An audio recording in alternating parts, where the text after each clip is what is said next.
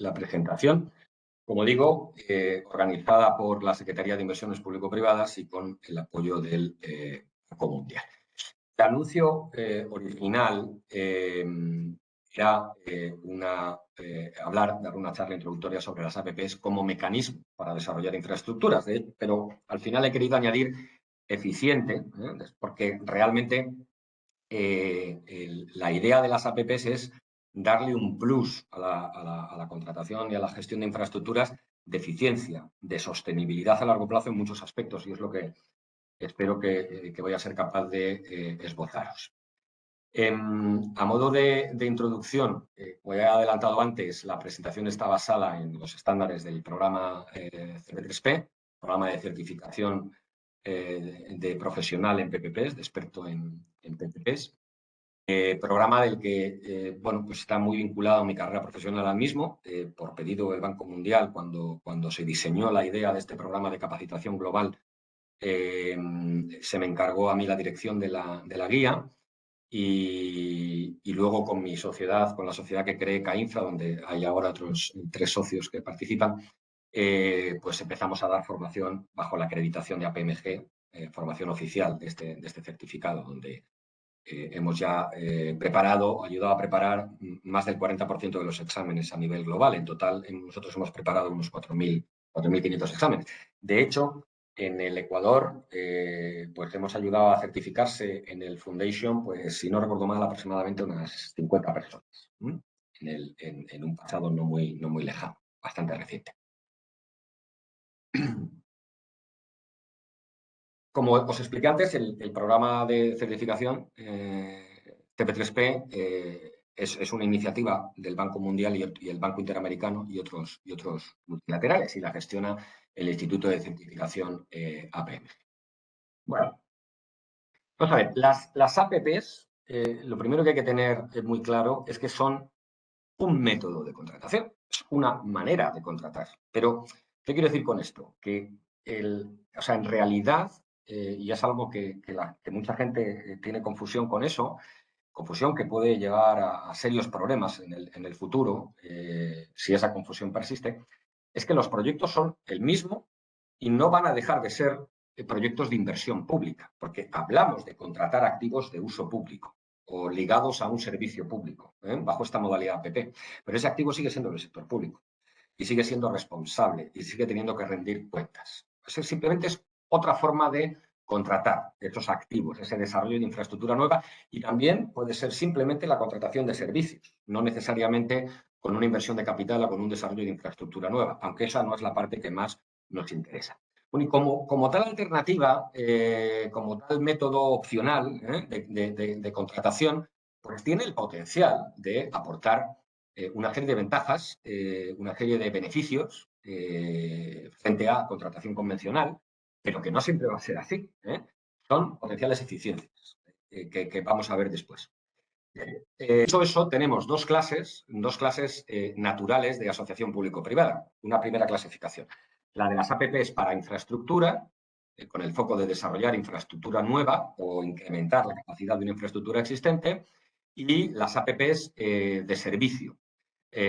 Las APPs de servicio que se pueden referir o pueden estar referidas a la gestión de un activo existente o simplemente de servicios públicos. Bien. Ahora, ¿qué nos interesa más? Nos interesa las APPs como herramienta para promover infraestructura nueva o incrementar la capacidad de infraestructura del país, como opción para desarrollo de infraestructura, con financiamiento privado, con recursos del sector privado, de manera que el sector privado adelante esos recursos. Comparto la definición oficial de la guía CP3P, pero bueno, la podéis consultar en la guía. Voy a repasar sus contenidos mediante este pequeño gráfico, porque es muy relevante. Básicamente, el concepto de APPs que manejáis en el Ecuador, en la normativa vigente, pues, es bastante coincidente en líneas generales. No sé si tiene toda la precisión que debiese en cuanto a lo que debería ser validado como una APP o no, pero básicamente yo recuerdo que era bastante coincidente. Lo primero es que siempre estamos hablando de contratos que son de largo plazo. Es una inversión de activo fijo, que lo lógico es prever su amortización, digamos, de los recursos que se emplean en el largo plazo, ligado a un uso de largo plazo. Estamos hablando de activos estratégicos, no estamos hablando de activos oportunistas de corto plazo. Y además ese contrato tiene que ser de largo plazo porque una de las bases que vamos a ver es la transferencia de riesgos y de responsabilidades, que se diluye completamente si los contratos son de corto plazo. Luego tiene que haber dos partes claramente diferenciadas. Una parte que representa al gobierno, al sector público, y una parte que representa al sector privado. Esto no es baladí. No es baladí porque realmente deja fuera de una verdadera APP aquellos contratos que realiza una administración pública o un gobierno con una sociedad mercantil que depende del propio gobierno, porque no se está transfiriendo riesgo fuera de la esfera del gobierno y de las cuentas públicas. ¿Ok? Bien. Ahora, cuando hablamos de la APP como término definido para el desarrollo de infraestructura nueva con capitales privados, es esencial tener claro que hablamos de contratos que deben incluir siempre el desarrollo del activo, la construcción, y en el mismo contrato la responsabilidad a largo plazo de su buen mantenimiento. Siempre. Que además pueda incluir la gestión de un servicio asociado, incluyendo pues, el cobro de un peaje, eso es otra cuestión. Pero si no se da en el mismo contrato la construcción de la infraestructura o de obra nueva y su mantenimiento a largo plazo, esto no puede ser una APP porque ya no se van a generar las eficiencias, es imposible, porque son eficiencias que están, digamos, asociadas a la idea de que el contratista que se va a encargar de esto, que es nuestro socio privado, está poniendo sus recursos y además va a depender del buen desempeño de ese activo, incluyendo ser responsable de su buen mantenimiento. Por lo tanto, el diseño de la construcción se va a realizar con una visión de largo plazo de optimización del ciclo de vida de la infraestructura, de optimización de sus reposiciones, de sus renovaciones. Todos esos aspectos positivos, todo ese valor que es no tener a un contratista que solo está interesado en maximizar el margen durante construcción, sino que está preocupado por el coste agregado de la vida útil de la infraestructura, se rompe si lógicamente no metemos en el mismo contrato ambos alcances, construcción y mantenimiento a largo plazo.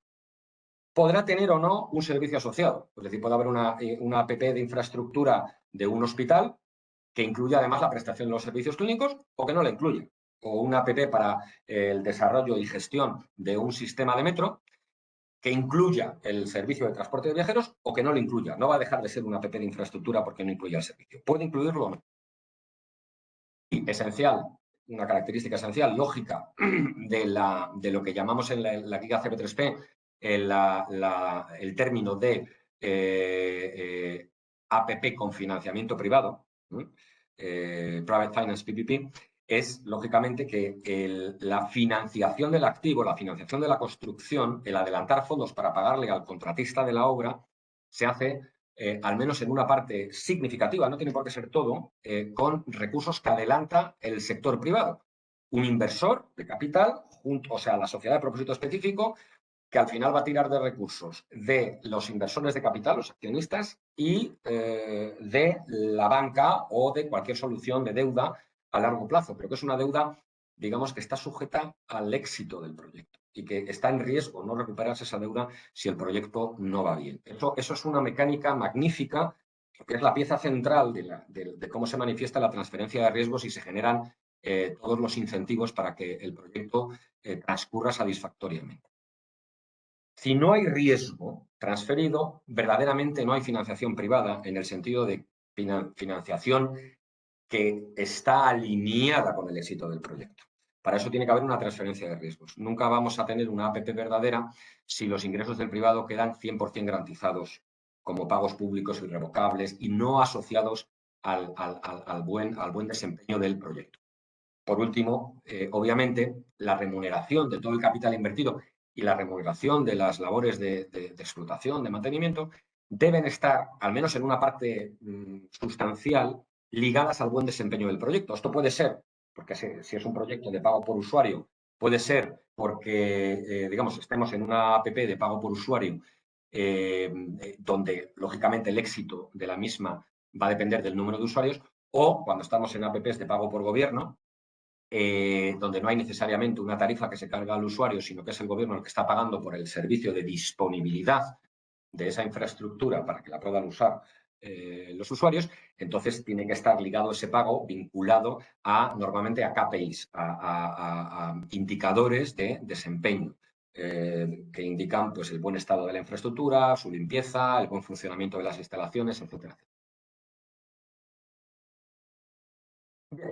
Entonces, si os dais cuenta, estamos hablando de unos contratos que bajo lo que es la nomenclatura internacional que suele definir los contratos por el alcance de las obligaciones, estamos hablando de que los contratos APP de financiamiento privado para el desarrollo de infraestructuras son contratos de tipo, diríamos en inglés, Design, Build, Finance, Operate and Maintain, DBFON, o simplemente DBFN. Ahora explicaré el matiz, ¿no? Que en español sería, aunque no se suele usar ese acrónimo, diseño, construcción, financiación, quizás operación, siempre mantenimiento.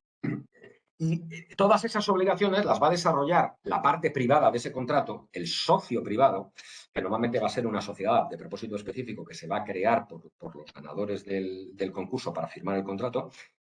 Esas obligaciones, insisto, las va a desarrollar esa parte privada, ese socio privado, por medio de contratos con terceros, que llamamos contratos aguas abajo.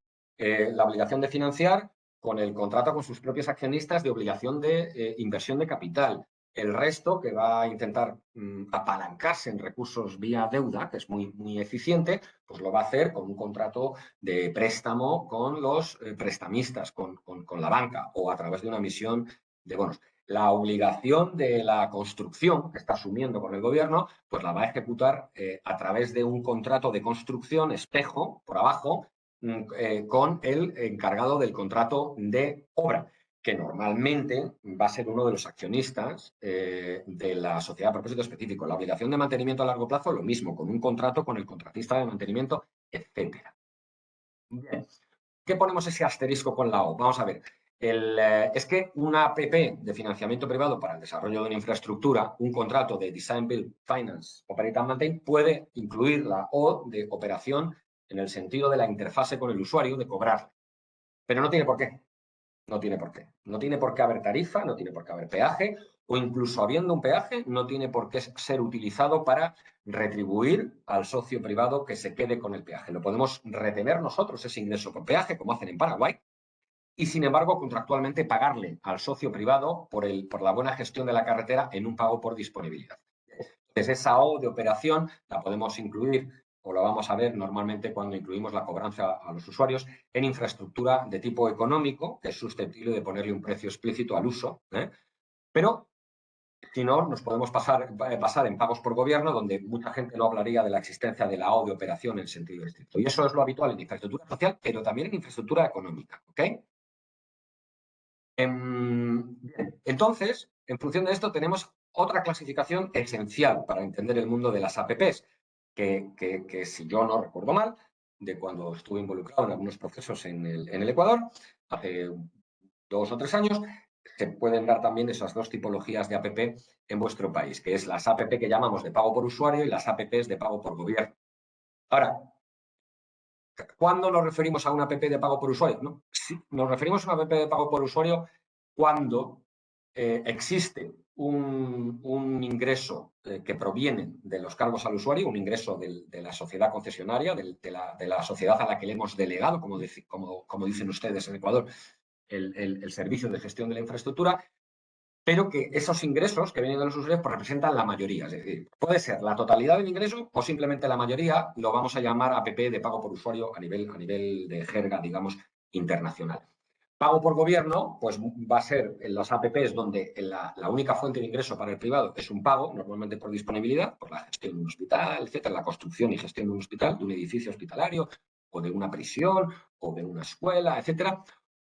O que esté mezclado también con el pago de un usuario, como suele pasar en proyectos ferroviarios, donde se le da al privado la recolección en propiedad de los ingresos de la tarifa del uso del transporte público, pero hay que complementarla porque si no el proyecto no es viable con un pago por disponibilidad, por ejemplo, que podría ser una tarifa en la sombra por usuario, pero no sé, es otra cuestión. Pero cuando la parte que predomina en los ingresos del privado es la parte que proviene del presupuesto público, hablamos de pagos por gobierno. o insisto, cuando es el 100% de sus ingresos.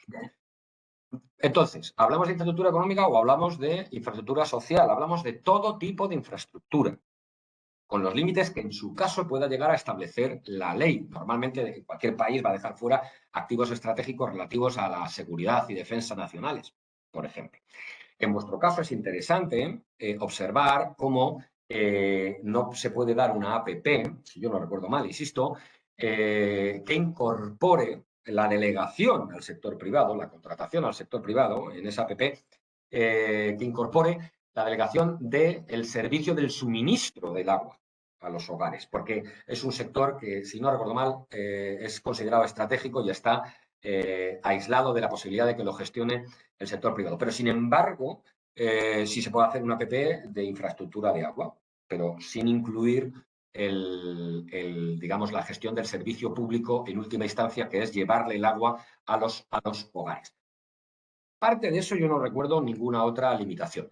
En la mayor parte de Latinoamérica, estimados, pues no existen limitaciones. Bueno, ahora recuerdo que hay un país que tiene vetado, vetado, no es la palabra adecuada, tiene excluido por marco legal las APPs del sector sanidad. No recuerdo exactamente ahora qué país es, pero todo eso, lo normal es que cualquier sector se permita hacer APPs. Bien, vamos entrando ya a donde yo quiero ir a parar. Hay una serie de beneficios potenciales, pero también hay peligros. Vamos a incidir en los beneficios potenciales en un momento, que es la parte central de la charla, que sobre todo tienen dos claros, digamos, vectores o líneas. Una es como mecanismo financiero que me ayuda a adelantar, a acelerar desarrollo de infraestructura sin tener que esperar a tener las disponibilidades del presupuesto convencional. Y el otro es el más relevante a efectos internacionales y en el que se pone más énfasis, que es el aporte de eficiencia incremental, el coste-efectividad, el coste-efectividad mayor o mayor coste-efectividad, mayor eficiencia, mejor ratio coste-efectividad que pueda aportar una asociación público-privada. Es decir, lo que llamamos el value for money, el valor por dinero, el que para esa infraestructura podamos ver si reúne una serie de requisitos que luego veremos. El dinero va a estar mejor gastado porque el valor recibido por ese dinero invertido por el sector público, digamos, es más aprovechado y se recibe un output mejor al hacerlo como APP. Luego lo veremos. Las APPs son operaciones, es una opción, una alternativa de contratación más compleja, y que eso de por sí ya es un peligro y otra serie de peligros que conllevan, es decir, es como decimos ahí, un producto, una modalidad, un modo de gestión frágil y peligroso. Hay mayor exposición política. Todo se magnifica cuando sale algo mal, aparte de posibles sectores políticos con una cierta cautela o animadversión a la participación privada en la gestión pública. Posible oposición pública en general, con miedo a usuarios a que eso signifique o pueda conllevar subida de tarifas, carestía de los servicios públicos, etc.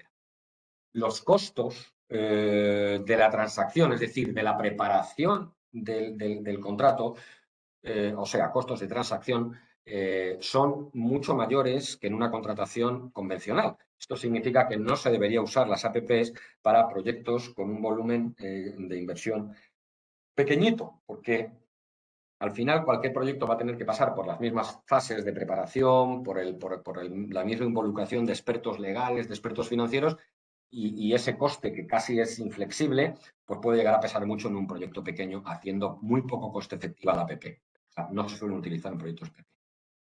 El financiamiento, lo que es el financiamiento de por sí, la retribución que hay que realizarle a los recursos que en este caso el sector privado está poniendo por mí, que en otro caso podría estar poniendo o adelantándome el Banco Mundial en un préstamo público o adelantándome el Banco Interamericano. Bueno, pues esos recursos que los está poniendo el privado por mí, porque es que es mi activo, es mucho más caro. Y eso no significa que la APP vaya a ser más cara que un proyecto convencional. Eso es una de las cosas que tenemos que evaluar, porque es posible que sea más barato gracias al valor que se genera, a la eficiencia que se genera por la transferencia de riesgos, entre otras cosas. Pero si uno mira aisladamente el coste de la financiación que se va a poner en la mesa, es una mezcla de capital privado tipo accionarial, muy caro, y de deuda asociada al riesgo del proyecto, que es más cara que una deuda garantizada por el sector público. Por tanto, hay que tener mucho cuidado. Y, en general, la sostenibilidad fiscal del país puede quedar comprometida si no hay un control o hay un potencial abuso de las APPs, sobre todo cuando, como pasa en la mayor parte de Latinoamérica, las APPs, aun cuando sean pagadas por el presupuesto a largo plazo, no se configuran dentro del cómputo de la deuda pública o la deuda nacional. Pero al final es deuda, o sea, son liabilities, ¿no?, que dicen en inglés. Y cuidado, hay que ponerle un cierto control, de la misma manera que desde un Ministerio de Finanzas se controlan los volúmenes de deuda explícita, pues también hay que controlar los volúmenes de esta especie de deuda implícita.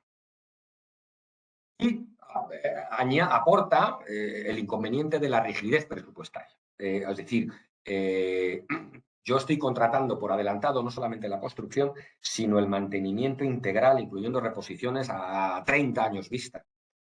Por lo tanto, tiene una parte muy buena, que es que el ministerio del ramo, el ministerio respectivo, o la autoridad del contratante, dueña de ese proyecto, de ese contrato, pues tiene la aprobación ex ante de finanzas o de quien esté gestionando el sistema de inversión pública, de poder comprometer a largo plazo una serie de recursos que le va a permitir proteger la sostenibilidad técnica de ese activo suyo. Fenomenal, pero tiene un lado tenebroso. Porque si viene una crisis y necesito recortar gastos en el mantenimiento de carreteras, por ejemplo, es muy complicado poder recortar esos gastos en las carreteras que están gestionadas bajo APP, porque ha habido un compromiso previo plurianual. Por tanto, tiene ese peligro. Junto con esa rigidez está la falta de competencia después de la firma. O sea, al final, cuando yo quiero modificar el contrato porque veo una necesidad nueva, lo quiero ampliar, etcétera, etcétera, etcétera, pues estoy atado, no necesariamente desde un punto de vista legal, pero sí desde un punto de vista práctico, a negociar con la sociedad privada a la que le di la gestión por delegación, esa APP, originalmente, lo cual, pues lógicamente, no está sometido a un juego de competencia, esas modificaciones. Vale, hemos visto ya esos peligros, ¿verdad?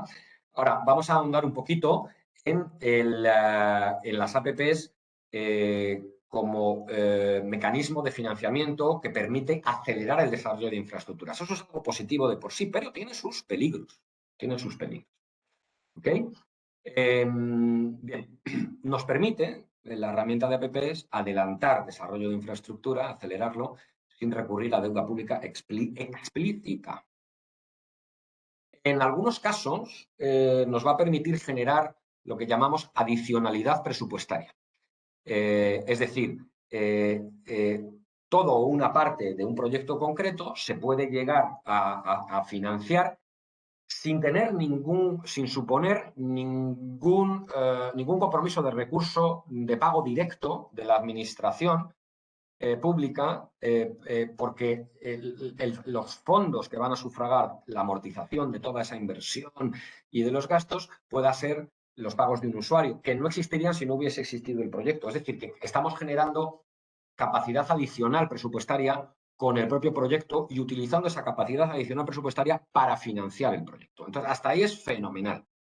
Ahora, claro, porque en general lo que hablamos es, y pensemos ya en los proyectos que no son viables sobre la base del pago del usuario y que hay que complementarlos con recursos públicos directos, o que directamente no pueden someterse a un pago por parte del usuario, lo que yo estoy haciendo es esquivar restricciones fiscales para poder acelerar el desarrollo sin acudir a una deuda pública. Y eso es muy peligroso, porque es lo que genera lo que llamamos el sesgo PPP, el sesgo de la asociación público-privada. ¿A qué me refiero con eso? Me refiero a que, claro, habíamos dicho originalmente, oiga, esto es una alternativa para contratar la misma infraestructura. Y puede usted hacerla de una manera más convencional, con financiación pública, sería el modelo más tradicional, o puede usted contratarlo junto con el mantenimiento a largo plazo dentro de una APP. Pero claro, vamos a comparar el mérito de los dos.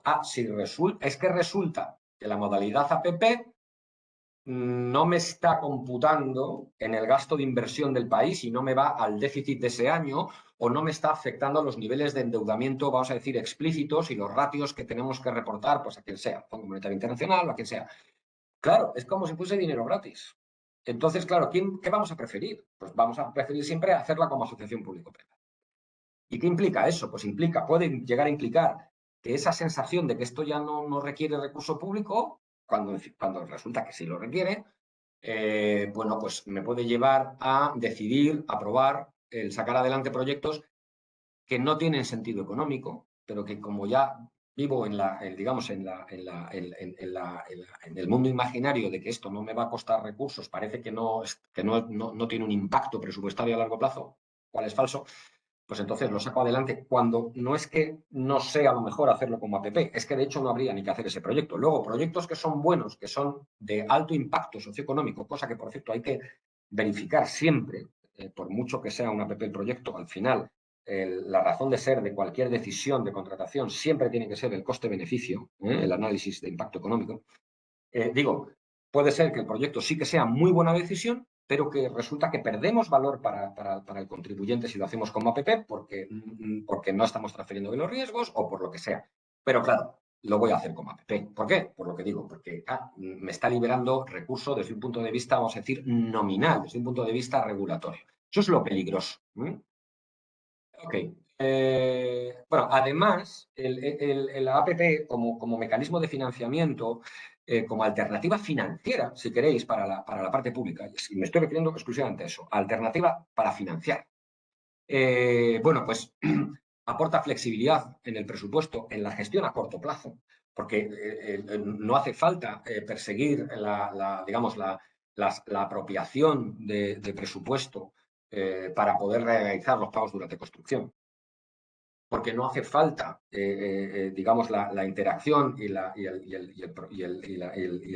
gestión por parte del Tesoro, por parte de Hacienda, de la gestión de liquidez y de fondos que estén disponibles para pagar al contratista durante construcción. O sea, entonces, a corto plazo, pues aporta esa flexibilidad. Luego, como mecanismo de financiamiento, esa deuda, entre comillas, si me permitís, esos compromisos presupuestarios de largo plazo que deberíamos tratarlos un poquito parecido a la deuda, bueno, pues tienen un punto bueno y es que son más transparentes porque podemos ver claramente que están asociados a un activo. Hay mayor trazabilidad, algo que en general en el mundo de la inversión pública no tiene por qué suceder, porque muchas veces estamos financiando con recursos públicos algo que no está afecto a un préstamo público concreto, sino que va, digamos, a la bolsa común de lo que son los ingresos, fiscales. Y luego, además, bueno, pues me está abriendo fuentes de financiación, ya de por sí es bueno que haya una alternativa a la deuda pública o a la inversión de presupuesto disponible, que además a veces no siempre es más cara. O sea, puede haber veces que la financiación o el financiamiento que traiga el sector privado para desarrollar infraestructura en ciertos proyectos puede llegar a ser mejor que el que podría obtener el sector público. Eso suele pasar con proyectos que tienen un potencial de generación de ingresos en divisa, en moneda fuerte, por ejemplo, un aeropuerto, etcétera. Porque al final, digamos, y además pues son ingresos que provienen de alguna manera de fuera del país, pueden ser ignorados por la banca y entonces se consideran muy fiables y muy robustos, pudiendo ser posible que ese proyecto obtenga una financiación en mejores condiciones de las que podría obtener directamente el gobierno. Bien, pero no es eso lo que más nos interesa. Lo que más nos interesa es las explicaciones, las motivaciones, la posible creación de valor de una APP por añadir eficiencias, pero siempre estamos hablando en potencial. Entonces, aquí la guía explica los drivers, las palancas de valor, que tenemos que observar y proteger. Tenemos que observar si se dan, si se manifiestan en el proyecto que estoy analizando, porque si no, no es un buen candidato a APP y no debería seguir con la ruta APP. Estos son la gestión de gastos, es decir, el sector privado tiene mayor flexibilidad para la gestión de los recursos humanos, de salarios, etcétera, para la contratación de suministros. O sea, cada cosa que luego mi socio privado vaya a ejecutar en cuanto a inversión, en cuanto a contratación para el mantenimiento, etcétera, no va a estar sometido a un contrato público o una licitación pública. La licitación pública, ese requisito ya se cumplió en el primer momento en el que yo le contrato a él, pero luego él va a poder perfeccionar sus responsabilidades y ejecutar todo lo que yo le he encargado mediante contratos que no están sujetos a la normativa pública y por lo tanto son más flexibles. Luego, la gestión también de costos, pero tiene su propio sentido, es una palanca de valor salvaje y tiene su propio sentido, que es la palanca de valor o el potencial espacio para eficiencias de la gestión del costo del ciclo de vida de una infraestructura. Porque esto reside en el hecho de que estoy contratando construcción junto con el mantenimiento a largo plazo, incluyendo todas las reposiciones y las reinversiones, y todos estos factores que estoy explicando están de alguna manera interrelacionados. Como veremos ahora, junto con la transferencia de riesgos, si yo estoy diciendo que el riesgo del privado, el estimar los costes de reposiciones y de reinversiones y de mantenimiento durante los próximos 25 años, entonces él va a tener, el privado, que estimar y tratar de optimizar todo ese ciclo de vida. Va a diseñar y construir, pero lo que quiere es ganar el concurso. Lo primero es ganar el concurso. Con una oferta que para él sea viable financieramente. Entonces va a intentar optimizar el costo de la vida, diseñando y construyendo de una manera más resiliente para ahorrar los costos de reemplazos, de reinversiones en el largo plazo. Ya no va a mirar el diseño y la labor de construcción como una oportunidad de negocio aislada, donde lo que busco es optimizar el margen durante construcción. Lo que busco es optimizar los márgenes y los costes de todo el ciclo de vida de la infraestructura, y eso genera mucha eficiencia. Otra palanca de valor en sí misma es la transferencia de riesgos. Todos los supuestos que se van a transferir o los que no se van a exceptuar o yo no voy a acompañar al privado, típicamente en fuerza mayor vamos a compartirlo, ¿no? Pero luego puede haber otros riesgos que merezca la pena compartir o retener, pero deben ser la excepción.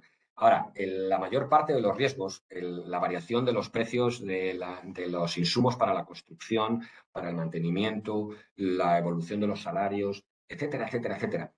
La mayor parte de los riesgos los voy a transferir y eso genera mucho valor. ¿De qué manera? Pues porque yo ya me olvido como gobierno, ya no estoy expuesto a la variabilidad de esos costes y en principio, y eso es ahí donde una de las cosas que hay que evaluar en el análisis de valor por dinero, lo que me va a cobrar, porque no va a ser gratis, lo que me va a cobrar el privado por quedarse con todos esos riesgos es una prima por riesgo que normalmente, como una prima por seguro, va a ser más pequeña, y si no, no se da el valor por dinero, que el valor de esos riesgos según los históricos de la variación de costes en los proyectos tradicionales, en los contratos tradicionales. Por lo tanto, al final, yo estoy transfiriendo un riesgo por un precio, y eso es lo que tenemos, pero lo tenemos que verificar. Estoy transfiriendo un riesgo al sector privado por un precio que es más bajo que el valor que tiene ese riesgo para mí si yo me quedo con el riesgo como gobierno. ¿Vale? Eso es una de las palancas de valor más potentes que existen en las APPs. Pero hay que saber qué riesgos elegir o transferir. O, dándole la vuelta, hay que saber identificar los riesgos que no debemos transferir al privado, sino que sí que debemos o acompañarle al privado, compartirlos o retenerlos. Por eso, por ejemplo, a veces merece la pena retener el riesgo de demanda o compartirlo en un peaje, en una carretera de peaje, ¿de acuerdo? Sobre todo si es un greenfield, si es un proyecto nuevo que no tiene histórico de demanda. Bueno, la cuarta palanca de valor es la innovación. La capacidad de innovación del mercado, de la industria. Pero no penséis que estamos hablando de grandes inventos tecnológicos, ¿no? Estamos hablando de la capacidad de innovación, de ir actualizando y mejorando lo que decimos en inglés los means and methods, ¿no? Los medios y los métodos constructivos, organizativos para gestionar la operación de este peaje, esto y lo otro, a más de los tecnológicos, ¿vale?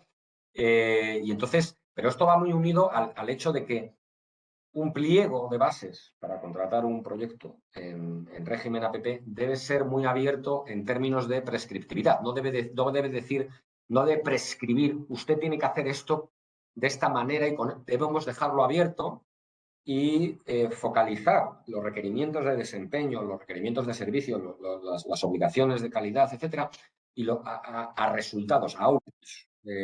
No desde el punto de vista de inputs, no diciendo los empleados que tiene usted que tener, los camiones que tiene usted que tener para remover la nieve o lo que sea. Bueno, ahí no hay mucha nieve en Ecuador, ¿no? No sé si espero que me estéis entendiendo. Por lo tanto, esa capacidad de innovación, de que yo me puedo aprovechar de la mejora constante de los métodos operativos y de gestión del sector privado, pero le tengo que dejar espacio para que me añada valor de esa manera, me lo comparta mediante una licitación, mediante la licitación. Fiabilidad y eficacia. Bueno, aquí nos referimos al valor intrínseco que tiene la infraestructura desde un punto de vista de impacto económico. Se ve muy fácilmente, por ejemplo, con el tema del plazo de construcción. Es decir, yo aprobé este proyecto porque haciendo un análisis costo-beneficio del mismo, pues veo que el valor presente neto de los beneficios, menos los costes para la sociedad, pues es de 100 millones de dólares. Pero eso está asociado a unas proyecciones que implican la asunción de que esa carretera, por ejemplo, o ese hospital va a estar disponible para el uso del ciudadano pues en 36 meses. Bien, o sea, el hecho de que yo contrate a través de una app, normalmente, lo que va a hacer es reducir drásticamente la probabilidad de que no esté en 36 meses disponible, gracias a la transferencia de riesgos, entre otras cosas. O dicho de otra manera, que la duración de la construcción en términos de probabilidad va a ser más reducida, va a ser más temprana. Por lo tanto, eso incrementa la eficacia socioeconómica y genera un beneficio extra. A eso nos estamos refiriendo. No olvidéis que cualquier pregunta que os salte la podéis ir poniendo en el chat. Y ya quedan, nada, 5 minutos. Bien, y el sexto factor de la APP para proyectos específicos de potencial palanca de valor es la utilización, es decir, la capacidad del sector privado para maximizar la utilización de un activo. ¿A qué nos referimos? Bueno, pues nos referimos, por ejemplo, a un proyecto ferroviario que incluye una estación y cómo puede tener más capacidad el sector privado, dentro de ese escenario de competencia, la gente preparando sus ofertas, para sacarle más valor comercial a los espacios de la estación, lo cual va a significar que al final el coste de la estación va a ser más bajo para el sector público, por ejemplo. ¿De acuerdo? Estas 6 palancas de valor solo se van a dar, o la mayor parte de ellas, en un proyecto que realmente sea un proyecto que sea adecuado a la herramienta APP. ¿De acuerdo? Porque no todos los proyectos son adecuados. Y que cumpla las condiciones adecuadas para ser promovido como APP. Y eso es lo que vamos a ver a continuación. Esas palancas de valor hay que identificarlas, ver si están presentes en nuestro proyecto, hay que verificarlas, hay que evaluarlas o verificarlas y hay que tratar de protegerlas mediante un buen proceso de licitación, que haya tensión competitiva, mediante un buen contrato que sea claro, etcétera, etcétera. Pero además hay otra serie de beneficios generales que se describen en la guía CP3P, que ya he comentado antes, la sostenibilidad técnica o de la sostenibilidad de la calidad del servicio a largo plazo, porque hemos bloqueado un presupuesto para esa infraestructura y eso es bueno, tiene la parte mala de la falta de flexibilidad presupuestaria.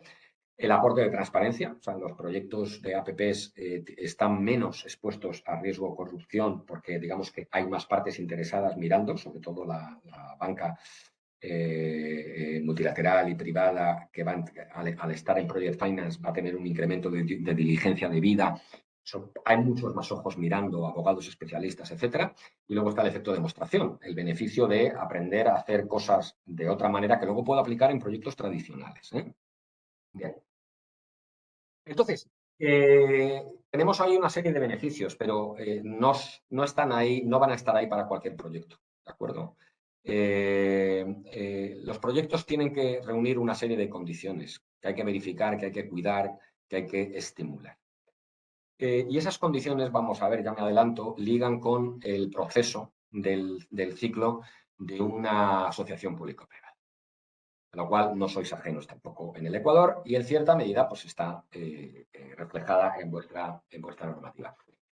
Los proyectos tienen que tener sentido. Pero aquí, ¿a qué nos referimos? Nos referimos al proyecto como infraestructura, como solución técnica, técnico-económica para dar respuesta a una necesidad. Es decir, sí hace falta, sí aporta valor al ciudadano que esté esta carretera nueva, o que la ampliemos, o que pongamos este hospital nuevo aquí, tiene que tener sentido económico.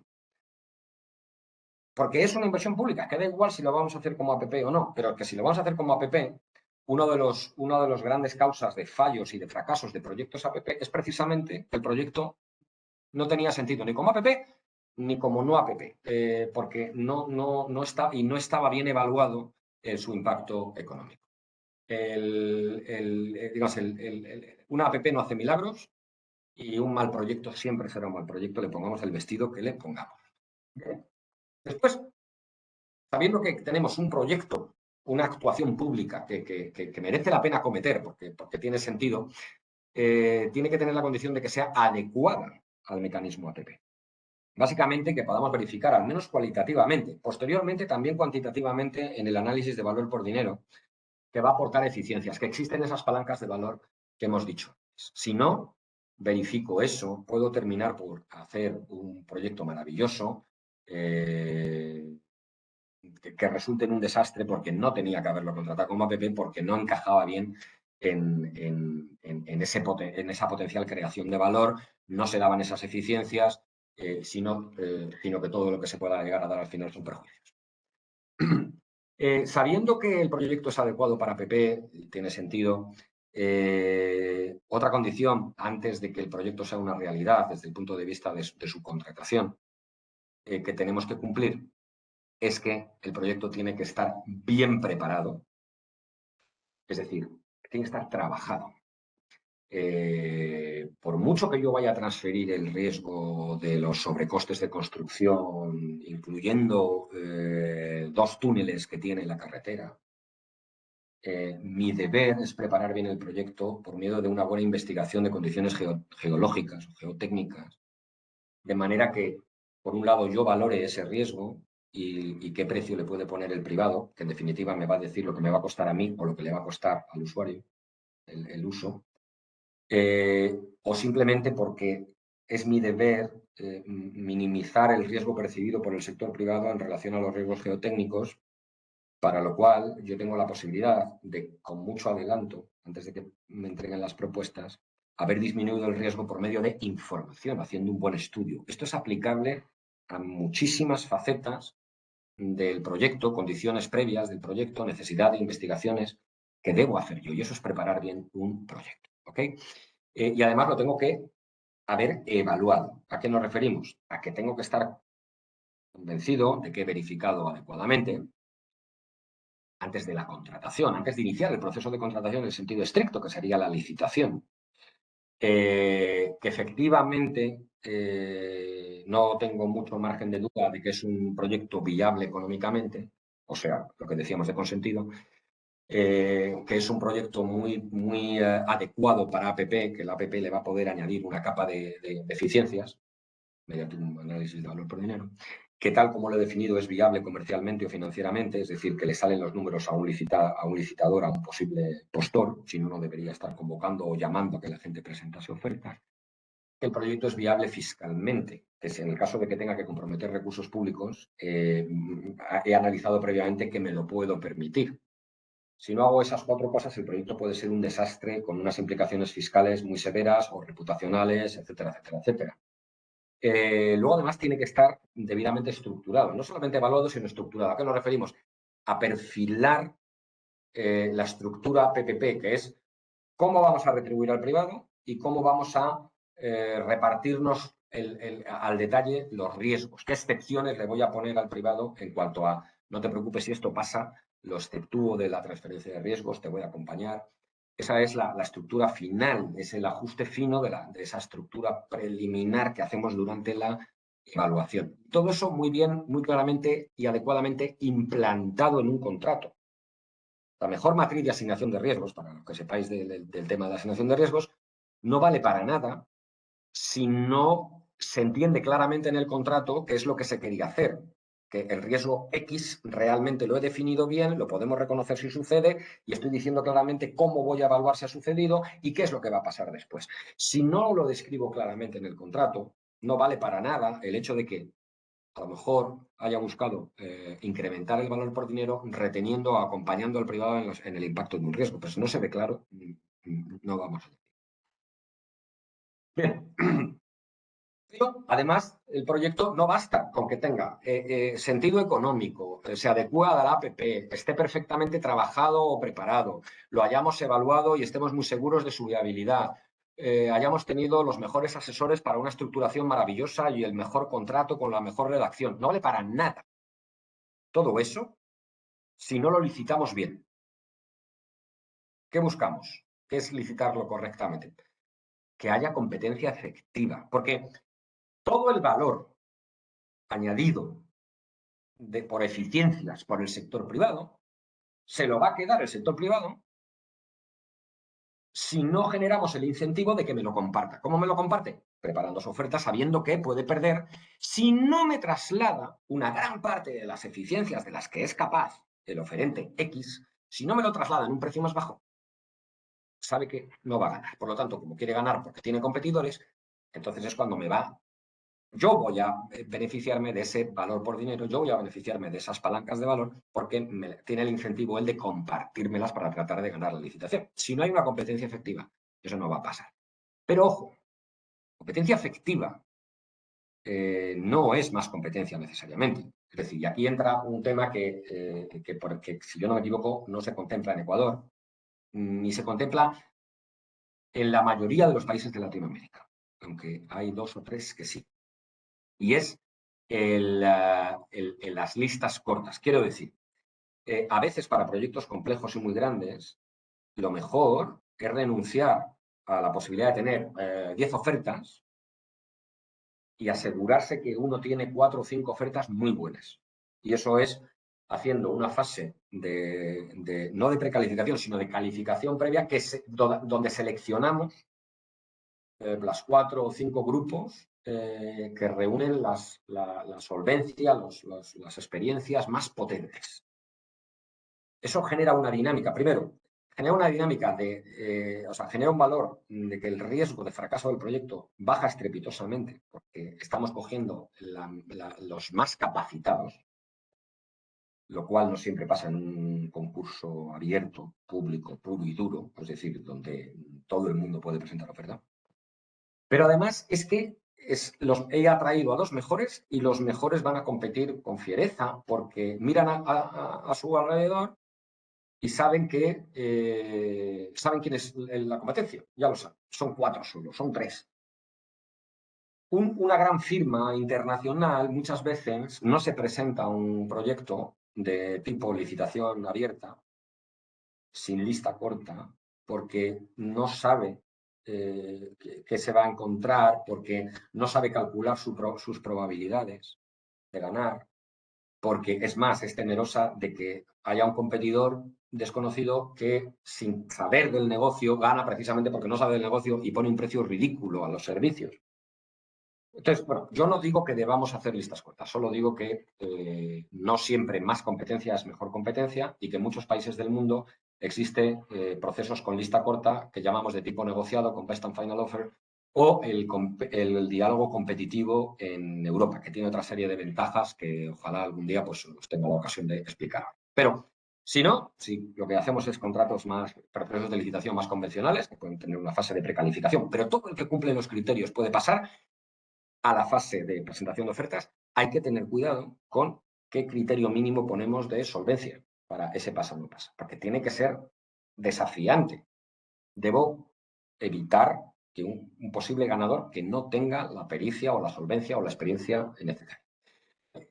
Pues después de todo eso, después de un proyecto magnífico, bien estructurado, no sé qué, y sometido a competencia, podemos perderlo todo si no gestionamos proactivamente el contrato durante su vida. Es el patito feo de la región en Latinoamérica, en mi opinión, y de otras muchas regiones en el mundo.